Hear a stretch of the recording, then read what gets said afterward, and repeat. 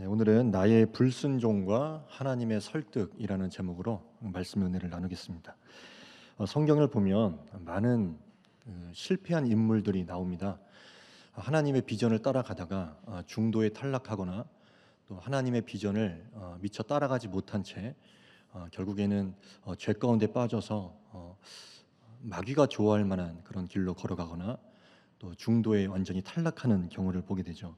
그게 구원의 문제하고는 또 별개의 문제인 것 같습니다.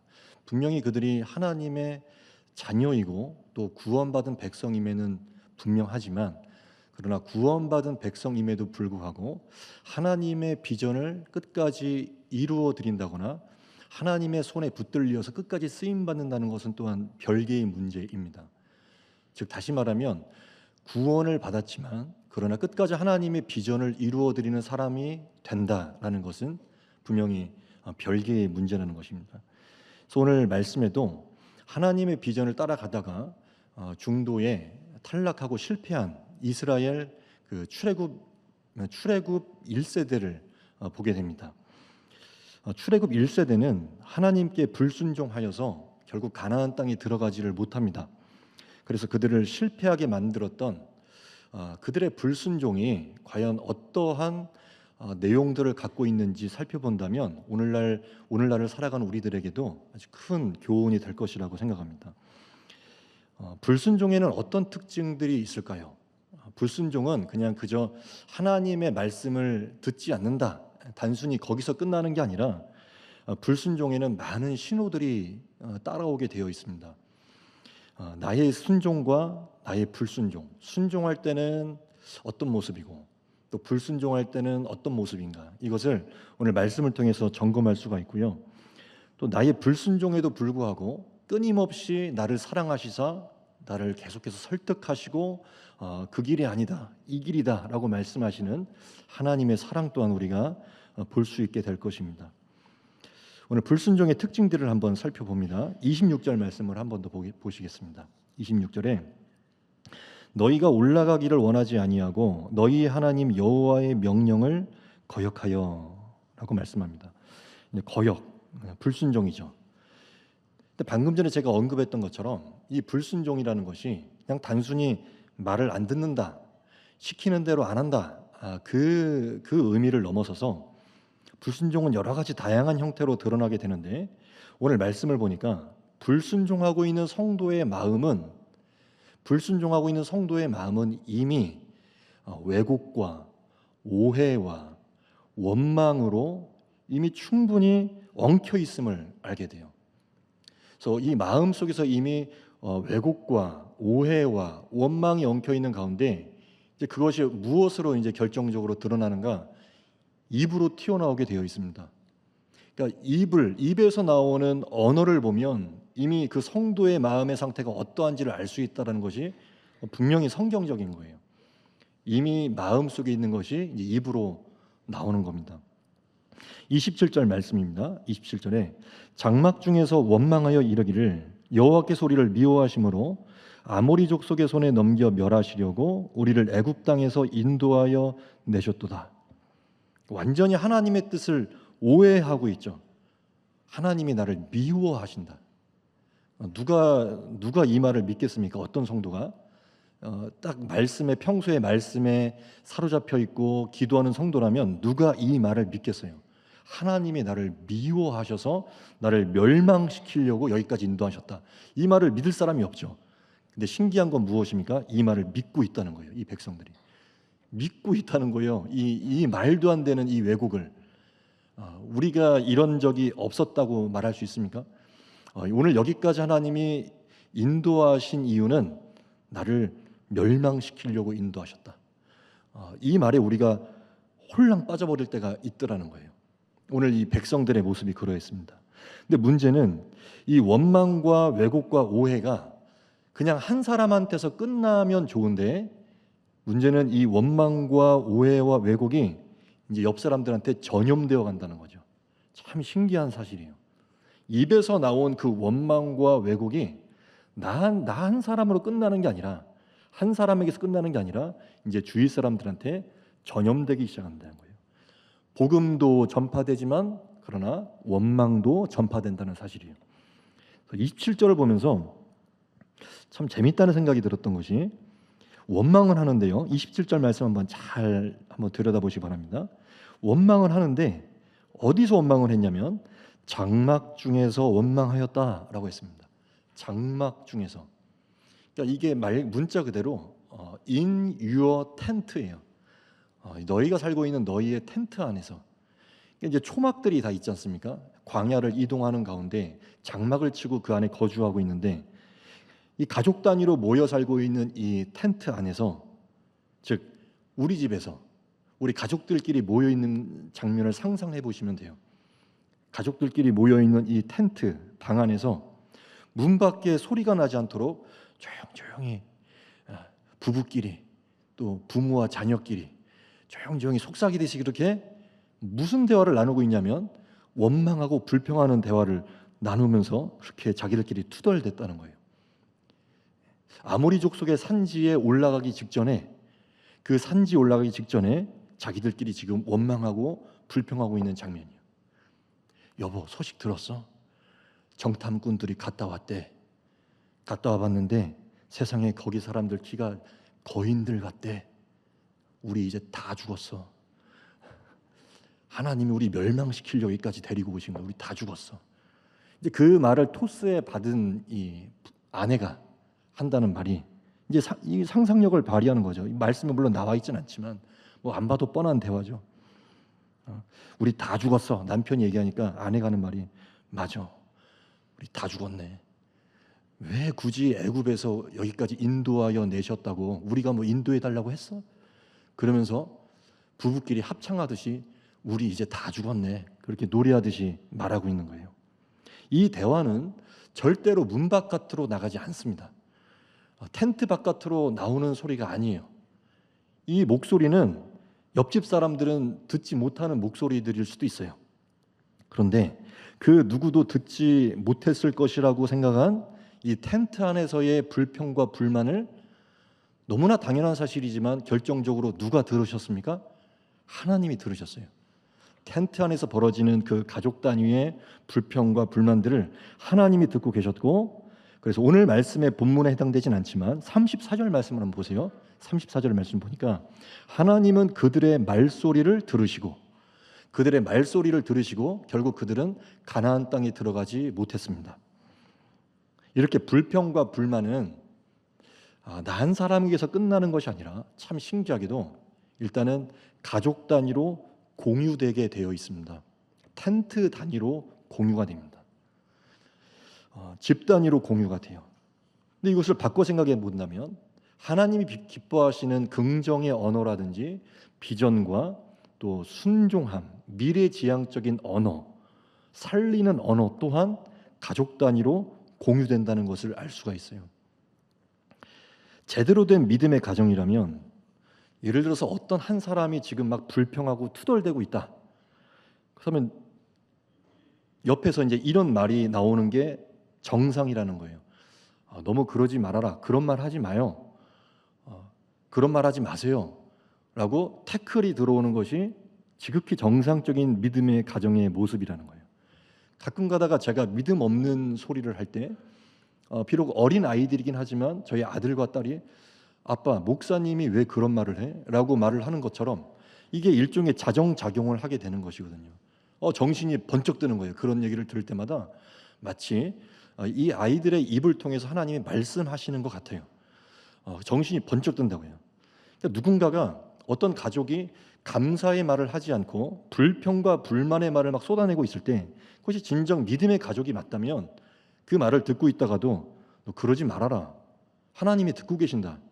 그 말을 하는 것이 지극히 정상인데, 그래서 그 집은 소망이 있는 거죠. 여전히 소망이 있고 비전을 따라 가고 있다고 봐도 됩니다. 그러나 가나안 땅에 들어가지 못한 출애굽 세대, 그 1세대의 텐트 안을 살펴보니까 특징이 있죠. 불평 불만을 견지할 사람이 아무도 없더라. 똑같이 가족들이 이 텐트 단위로 똑같이 자기들끼리 불평 불만하고 있더라라는 거예요.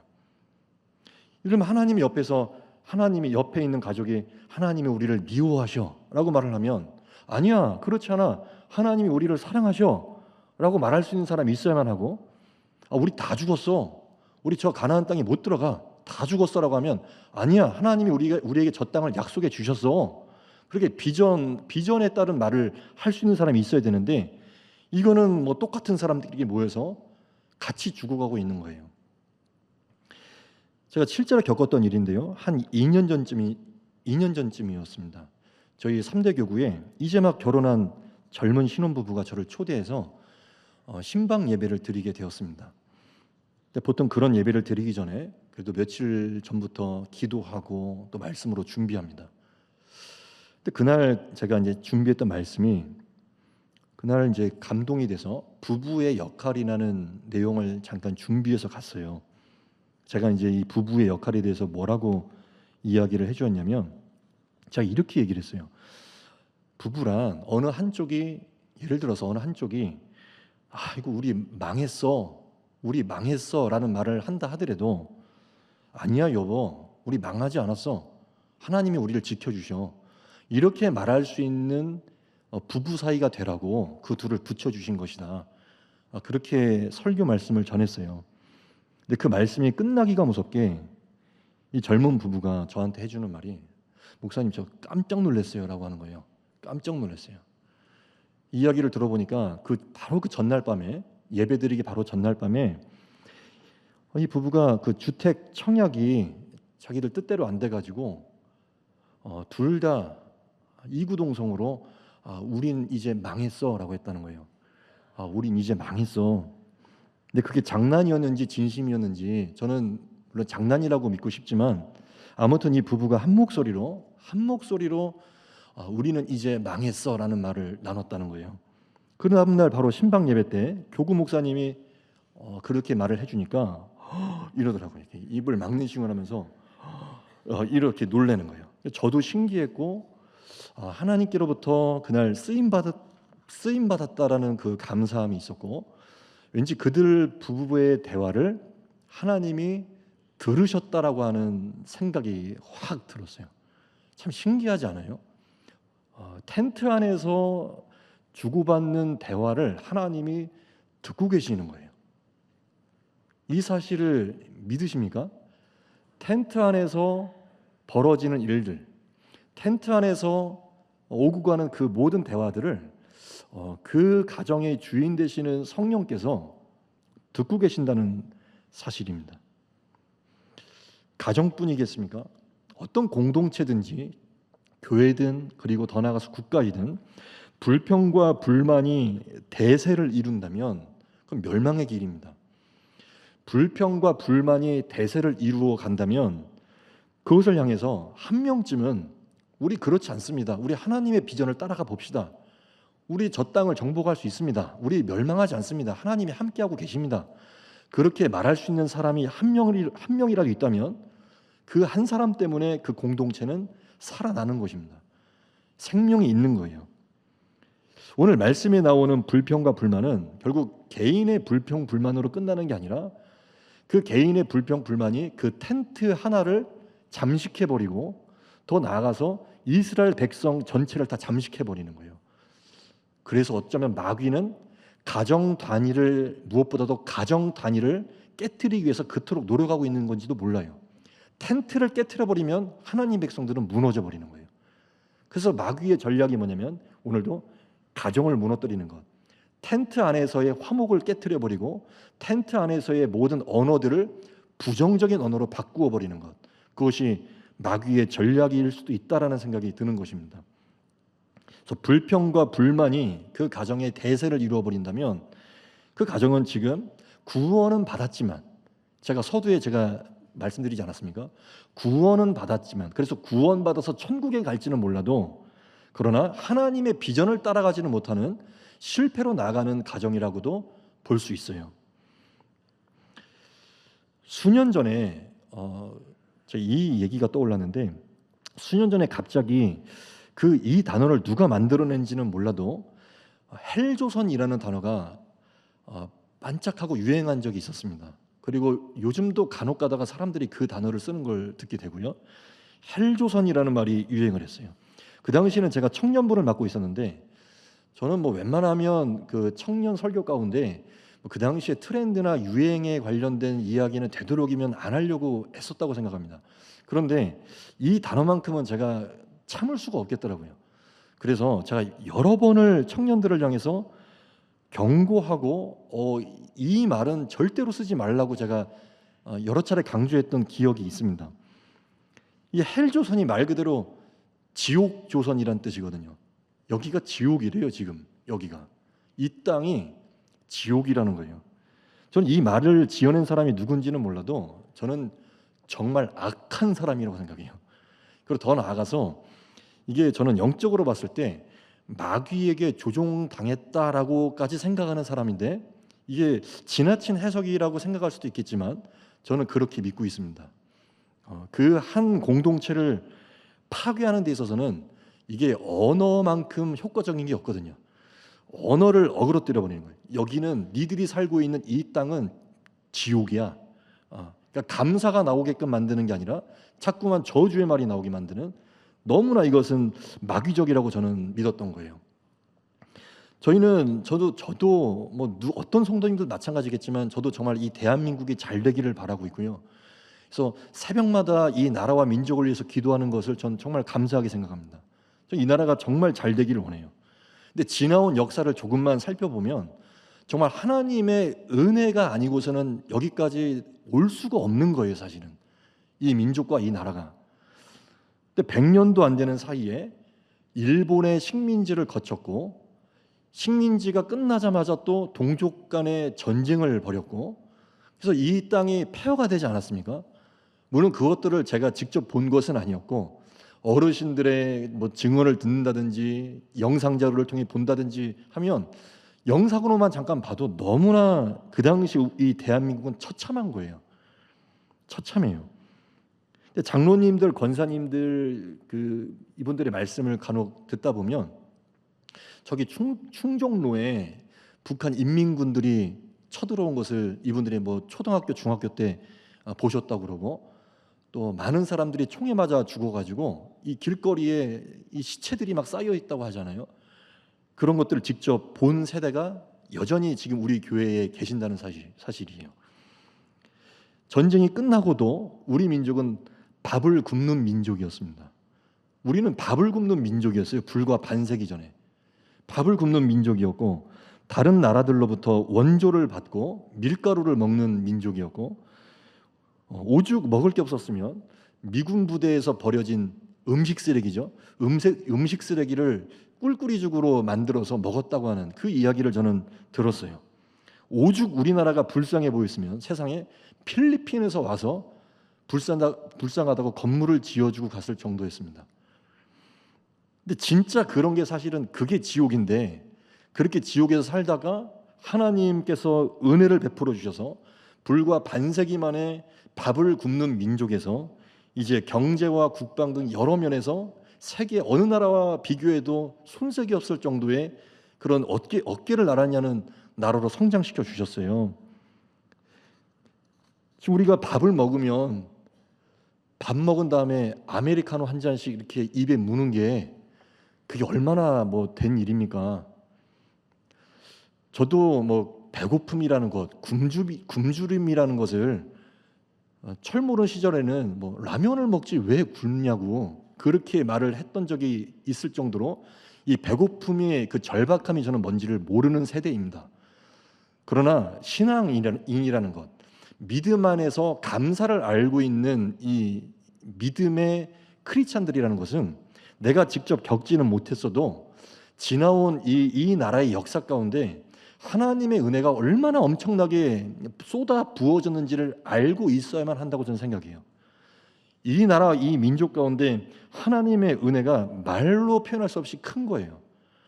이 모든 절대적인 배고픔에서 우리를 건져내셨거든요. 지금의 이 번영과 이 행복이 정말 하나님의 은혜 가운데 여기까지 오게 된 하나님의 은혜와 복입니다. 그런데 그 가운데, 은혜와 복 가운데 다른 나라와 마찬가지로 모든 나라들이 그 나름의 문제를 안고 살듯이 우리에게도 여전히 문제들이 많이 있는 건 사실이죠. 뭐 경제적인 불평등이나 양극화라든지 지역 갈등이라든지 그런 문제가 없는 나라가 어디 있겠어요. 근데 몇몇 그런 문제들 때문에 이제 헬 조선이라는 단어를 만들어내고 지금까지 우리를 인도하신 하나님의 은혜를 그냥 무참히 밟아버리는 그 믿음 없는 불신앙적인 단어가 저는 헬조선이라는 단어라고 봐요. 굉장히 마귀적인 단어이고 하나님이 기뻐하시지 않는 단어라고 저는 생각해요. 많은 젊은이들의 입에서 헬조선 이 말이 나오고 있을 때 제가 개인적으로 정말 두려웠던 게 무엇이냐면 아까 그 34절의 말씀 때문이었습니다. 34절의 말씀에 보면 여호와께서 너희의 말소리를 들으시고 노하사 맹세하여 이르시되라는 말씀이 있습니다. 여호와께서 너희의 말소리를 들으신다. 전 이 부분 때문에 두려움이 있습니다. 말소리를 들으신다는 거예요. 그분의 귀에 들린 대로 행하시겠다고 한 말씀 때문이었어요. 민수기 14장 28절 말씀입니다. 여호와의 말씀에 내 삶을 두고 맹세하노라. 너희 말이 내 귀에 들린 대로 내가 너희에게 행하리니 라고 말씀하셨거든요. 굉장히 두려운 말씀입니다. 우리 크리스천들이 가정과 교회 그리고 우리가 국민의 한 사람으로서 하나님을 믿는 국민의 한 사람으로서 할 수 있는 참 작고도 위대한 역할이 무엇이냐면 먼저는 우리의 대화를 텐트 안에서 벌어지고 있는 대화를 하나님이 듣고 계심을 믿는 것입니다. 그 사실을 먼저 믿는 것이고 그리고 이제부터 우리의 입에서 나오는 감사 혹은 우리의 입에서 나오는 불평이 우리 가정과 교회와 이 나라의 미래도 결정지을 수 있음을 또한 믿는 것이 그것이 믿음입니다. 그래서 우리가 빛과 소금의 역할을 한다는 것은 설령 다른 사람들이 그 입에서 헬이라는 말이 나오고 그리고 불평불만하는 그런 말들이 나온다 하더라도 우리 입에서는 그렇지 않아. 하나님이 우리를 지금도 인도하고 계셔. 하나님이 우리를 복 주실 거야. 우리를 비전으로 인도하실 거야. 그런 말들을 끊임없이 하는 것이 우리의 역할이라는 것입니다. 믿음의 언어를 계속해서 선포하는 거예요. 그게 우리의 역할이에요. 그래서 아직 기회는 있습니다. 텐트 안에서 그런 절망적인 말들이 계속 마구마구 쏟아질 때 그때도 하나님은 여전히 이 백성들을 설득하고 계셨어요. 이 백성들을 향해서 모세를 통하여 그들을 설득하셨습니다. 자, 설득의 장면이 29절부터 나오는 것입니다. 29절만 제가 읽습니다. 내가 너희에게 말하기를 그들을 무서워하지 말라, 두려워하지 말라라고 말씀하셨어요. 우리가 불순종과 불평의 길로 나아가려고 할 때 하나님의 특징이 무엇이냐면 우리를 하나님께서 사랑하시기 때문에 여러 모양을 통해서 우리를 설득하신다는 사실이에요. 일단은 첫 번째로 오늘 모세를 통해서 그 백성들을 설득하셨던 것처럼 첫 번째는요, 뭐니 해도 목회자의 설교를 통해서 우리를 설득하십니다. 이 강단에서 선포하시는 주님의 말씀을 통해서 그 백성들을 선포하세요. 영적인 지도자를 통해서 하나님의 백성들을 설득하세요. 불평과 불만의 길로 나아가고 있을 때 그때 영적인 지도자를 통해서 하나님께서 하시는 말씀, 여전히 내가 너와 함께 있을 것이고 너를 인도할 것이고 그것은 그 사람들은 네가 무서워하거나 두려워할 만한 사람들이 아니다. 그 말씀을 끊임없이 우리에게 부어주시는 것입니다. 마귀는 끊임없이 여기가 지옥이고 이제는 희망이 없고 소망이 없고 절망뿐이 없다라고 말하고 있겠지만 그러나 오늘도 하나님께서 우리를 사랑하여 주셔서 많은 영적인 지도자들을 통해서 끊임없이 말씀하고 계신다는 거예요. 그것을 무서워하거나 두려워하지 마라. 내가 너와 함께 할 것이다. 내가 너를 인도할 것이다. 그렇게 말씀해 주신다는 거예요. 그래서 모두가 무서워하고 두려워하고 있을 때 적어도 나 한 사람만큼은 전혀 다른 언어가 내 입술에서 나와야 된다는 사실입니다. 혹시 오늘 나 한 사람만 지금 하나님의 음성을 선포하고 있고 하나님의 메시지를 증거 있다 하더라도 그 사실로 인하여서 너무 절망하지 마시기를 바랍니다. 예를 들어서 가족이 4명인데 3대 1로 내가 지금 싸우고 있다. 3명은 계속해서 어두운 말, 절망적인 말만 쏟아내고 있는데, 그래도 감사하게도 내가 나 한 사람만은 하나님의 음성을 듣고 있어서, 나 혼자 그 하나님의 메시지를 듣고 있어서 지금 3대 1로 싸우고 있다, 혹은 4대 1로 싸우고 있다. 너무 절망하지 마시기를 바랍니다. 나 한 사람은 말 그대로 남은 자입니다. 남은 자. 그 남은 자 한 사람을 통해서 하나님이 역사를 이루어 가시는 거예요. 오늘 말씀에서 본 이 텐트가 절망스러운 이유가 뭐냐면, 이 텐트가 만약에 한 4명이 내지 5명이 가족이라고 한다면 어떻게 된 게 단 한 사람도 그 텐트 안에서 하나님의 음성을 듣거나 하나님의 음성을 전달하는 사람이 아무도 없었다는 사실이, 그게 정말 절망이었다는 거예요. 그러나 아무리 절망적인 상황이라도 그 텐트 안에서 적어도 한 사람만큼은 깨어있고 한 사람만큼은 하나님의 음성을 지금 듣고 있다면 그 가정은 절대로 망하지 않습니다. 그 가정은 생명의 길로 나갈 거예요. 그 한 사람 때문에 그 가정은 기어이 비전의 땅으로, 가나안 땅으로 입성하게 될 것입니다. 그 한 사람만 살아있다면. 그래서 중요한 것은 나 한 사람이 오늘도 주님의 음성을 듣고 있는 거예요. 주의 음성을 듣고 있는 것. 소망의 메시지를 선포할 수 있는 한 사람이 이 공동체 안에, 이 텐트 안에 한 사람이 살아있다면 소망이 있는 거죠. 가나안 땅에 들어가게 되는 거죠. 우리 모두는 다 각자의 텐트 안에서 오늘도 살아가고 있습니다. 지금 텐트 안에 들어가 있다가 지금 잠시 예배드리러 나오셨습니다. 그리고 예배가 끝나면 다시 그 텐트 안으로 들어가게 될 것입니다. 오늘 그 텐트 안에 들어갔을 때 텐트 안에서 오고 가는 그 모든 대화들은 사실 집 바깥으로 그 목소리가 들리지 않는 이상 아무도 그 대화를 엿들을 수도 없고 알 수도 없습니다. 그러나 유치원생도 알고 있는 너무나 당연한 사실을 오늘 이 신명기 말씀을 통해서 우리는 다시 한번 확인했습니다. 아무도 들을 수 없는 그 텐트 안에서의 그 목소리들을 누가 듣고 계십니까? 하나님은 듣고 계십니다. 그리고 하나님께서 들린 대로 행하시겠다라고 말씀하셨습니다. 이것이 우리가 경외함을 갖고 묵상해야 될 부분입니다. 하나님은 들린 대로 행해 주시겠다고 분명히 말씀하셨습니다. 텐트 안에서 오고 가는 그 모든 대화를 하나님은 들으셨고, 그들이 내뱉었던 그 대화대로 결국 출애굽 1세대는 가나안 땅에 들어가지 못했습니다. 그들 입술로 고백했거든요. 우린 다 죽었다고. 우린 다 죽었다고 고백했어요. 1세대들은 그 텐트 안에서 이구동성으로 합창하듯이, 아까 그 신혼부부가 청약에 실패했다고 그렇게 우린 망했다고 합창을 했던 것처럼, 그렇게 텐트 안에서 있었던 1세대는 이구동성 우리는 망했다고 했습니다. 우리는 못 들어간다고 그랬어요. 그랬더니 하나님께서 내 귀에 들린 대로 행하리라라고 말씀하셨듯이, 그래서 그들의 고백 그대로 그들은 그 땅에 들어가지 못했습니다. 그 땅에 들어가지 못한 이유, 결정적인 이유, 내 입술로 내가 못 들어간다고 고백했으니까요. 내 입술로 나는 못 들어갑니다 라고 고백했어요. 그랬더니 그래? 못 들어가? 그래, 그럼 들어가지 않게 해줄게. 너무나 간단한 원리를 오늘 우리 신명기 말씀을 통해서 보고 있습니다. 나의 불순종, 나의 불평과 실망과 왜곡은 나 한 사람으로 끝나는 게 아니라 텐트 안에 있는 사람들에게 공유되고 퍼진다. 그러나 이것을 바꿔 생각한다면, 나 한 사람만 깨어있고 나 한 사람만이라도 오늘 하나님의 음성을 듣고 있다면 그 음성과 비전 역시 어떻게 됩니까?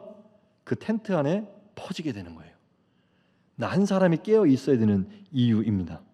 그래서 오늘도 우리의 역할은 하나님의 말씀을 듣고 그 말씀과 비전을 퍼뜨리는 것입니다.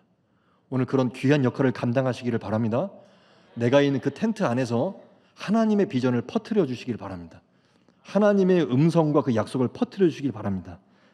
하나님이 함께 하십니다. 하나님이 도우실 것입니다. 우리는 그 땅에 들어가게 될 것입니다. 아직 내가 가보지 못한 땅이고 보지도 못한 땅이지만, 그러나 나의 의무는, 나의 역할은 오늘도 그것을 믿음으로 선포하는 것입니다. 그 선포할 때에 주님은 나의 선포를 들으시고 들린 대로 행하여 주실 것입니다. 그래서 모세와 여호수아와 갈렙과 같은 그런 믿음의 선포로 내가 살고 있는 그 텐트를 하나님이 축복하여 주시는 축복의 장으로 바꿔주시기를 바라고요. 이 보이지 않는 영적인 치열한 싸움에서 반드시 주의 이름으로 승리하시는 모든 성도님들 되시기를 주의 이름으로 축복합니다.